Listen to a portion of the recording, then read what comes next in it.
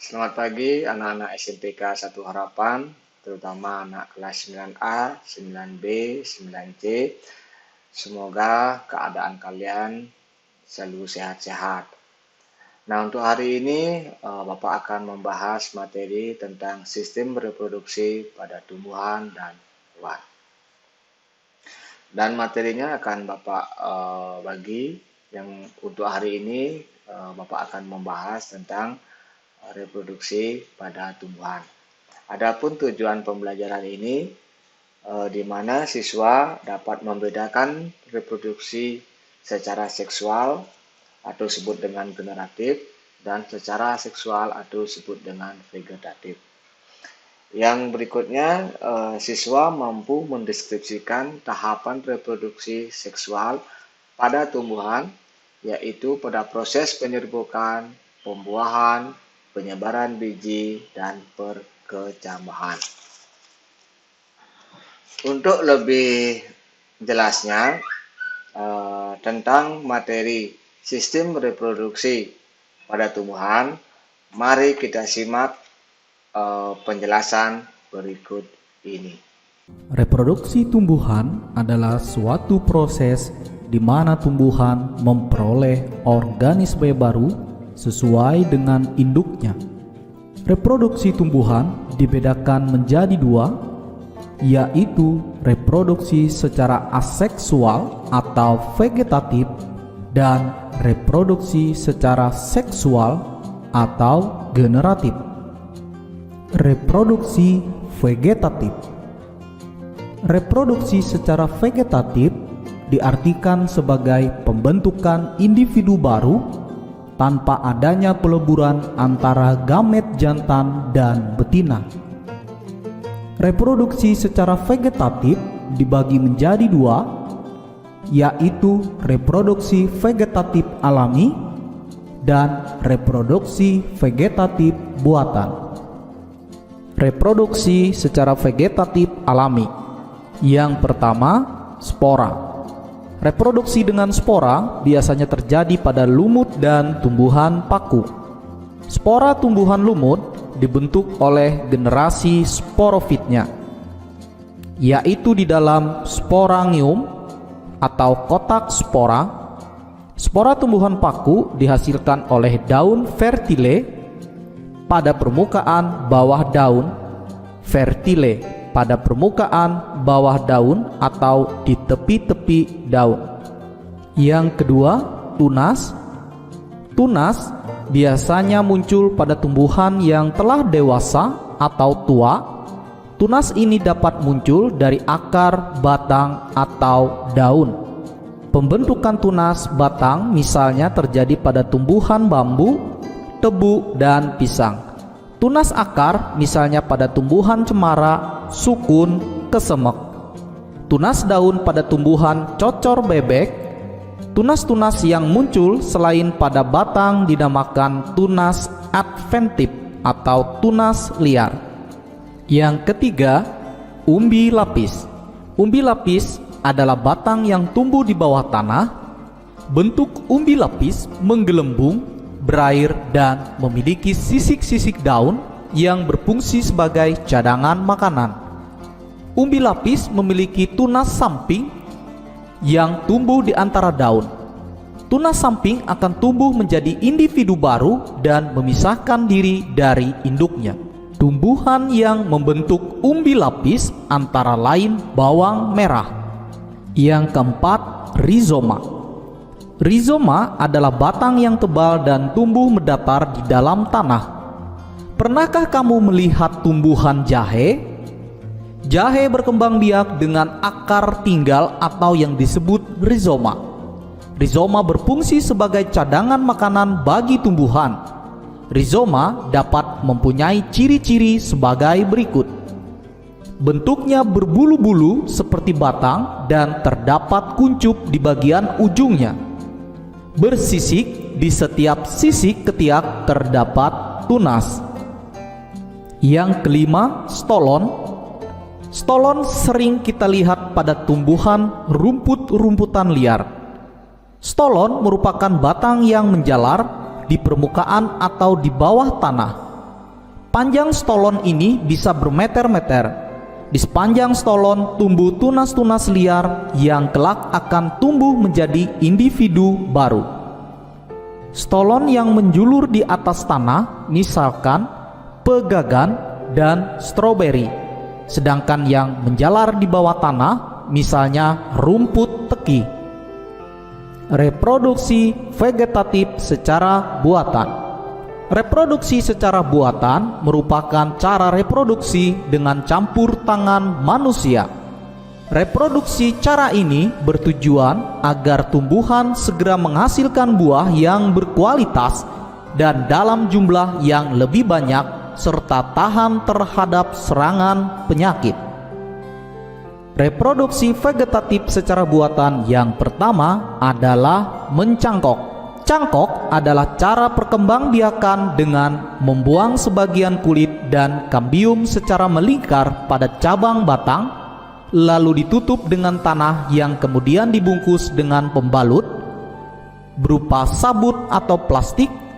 Setelah akar tumbuh, batang dipotong kemudian ditanam. Cangkok hanya dapat dilakukan pada tumbuhan yang tergolong dikotil, terutama buah-buahan. Yang kedua, stek. Stek adalah cara perkembangbiakan dengan menggunakan potongan-potongan batang atau cabang. Sebagai contoh, pada singkong dan tebu. Yang ketiga, okulasi. Okulasi dilakukan dengan cara menempelkan tunas tumbuhan ke tunas tumbuhan yang lain. Masing-masing tunas memiliki sifat unggul yang berbeda. Tumbuhan yang dapat dikembangbiakan dengan okulasi adalah mangga dan jeruk. Yang keempat, merunduk. Merunduk adalah menundukkan cabang atau batang tumbuhan hingga masuk ke dalam tanah. Pada bagian yang ditimbun tanah tersebut, kemudian akan muncul akar. Setelah perakaran kuat, lalu batang dipotong dan dipisahkan dengan induknya. Yang kelima, mengenten. Mengenten adalah menyambung dua jenis tumbuhan yang berbeda.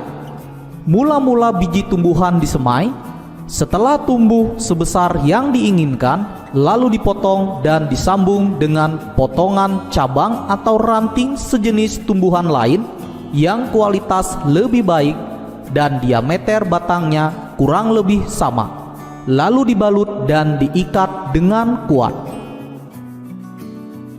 Reproduksi seksual atau reproduksi generatif.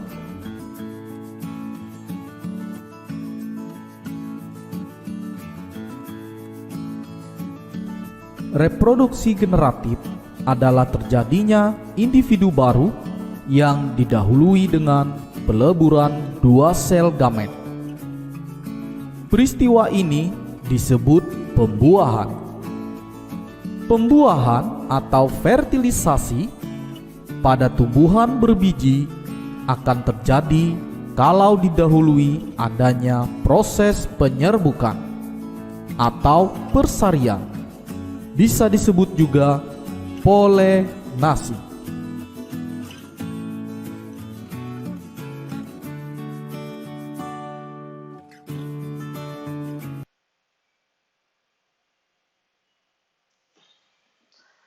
Oke, nah Bapak stop dulu ya video penjelasannya. Nanti pada saat kalian mengisikan form absensi, tolong diisikan kata kuncinya.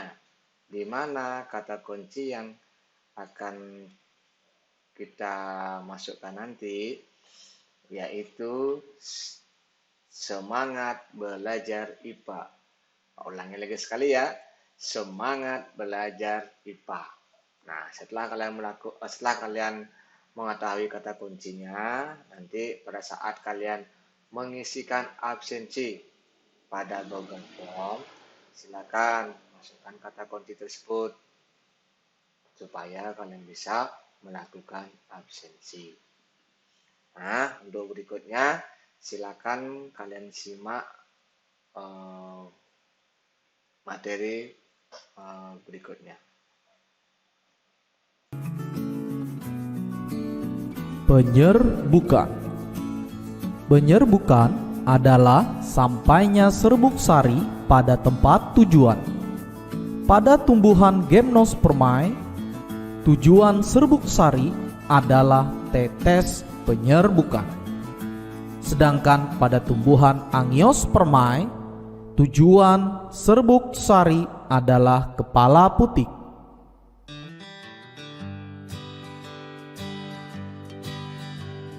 Macam-macam penyerbukan. Yang pertama, penyerbukan sendiri.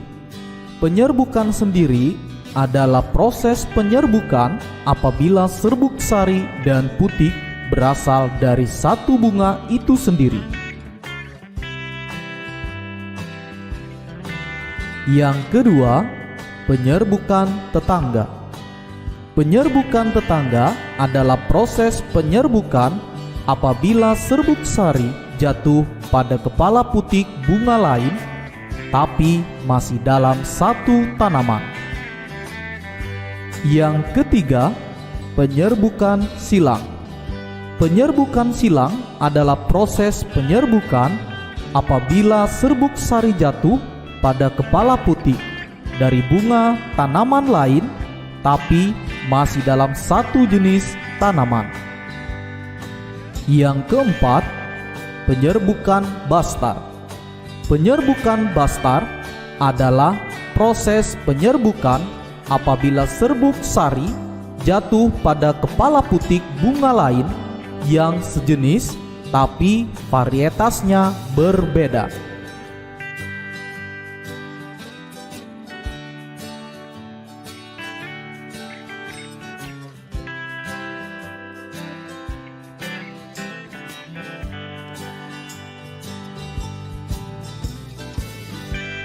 Penyerbukan bisa terjadi dengan bantuan manusia, hewan, angin, dan air.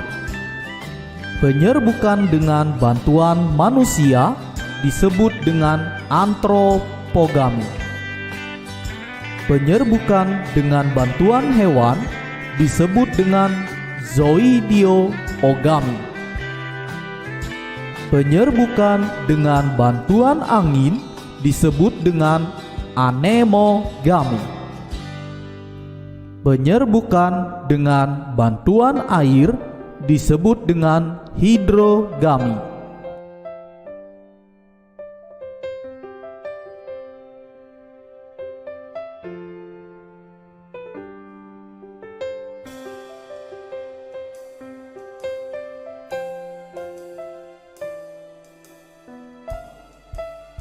Pembuahan.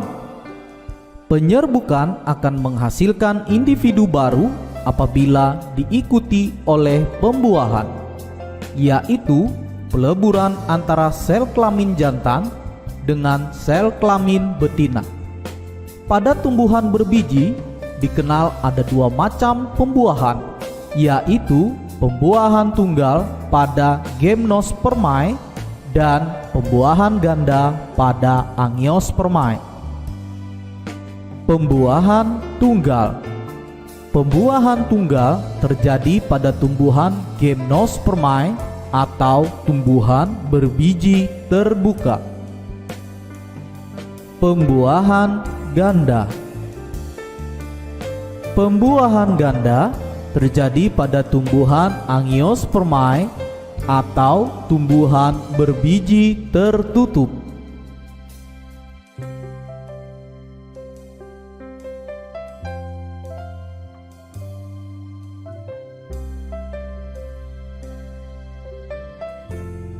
Penyebaran biji.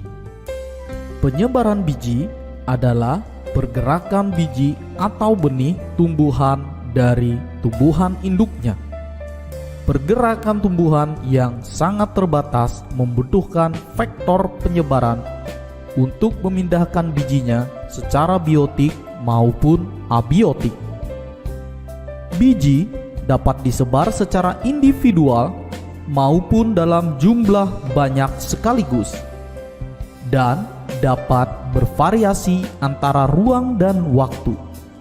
Mekanisme penyebarannya memiliki peran penting dalam pendataan populasi dan struktur genetika dari populasi tumbuhan.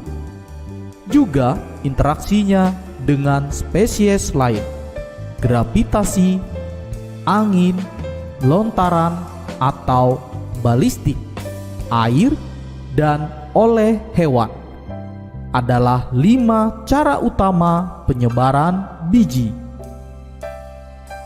Perkecambahan.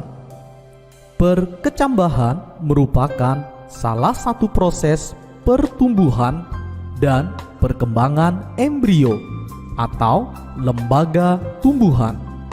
Hasil perkecambahan ini adalah munculnya tumbuhan kecil dari dalam biji. Proses perubahan embrio saat perkecambahan adalah plumula, tumbuhan dan berkembang menjadi batang, dan radikula, tumbuhan dan berkembang menjadi akar. Proses perkecambahan dipengaruhi oleh cahaya, suhu, dan oksigen.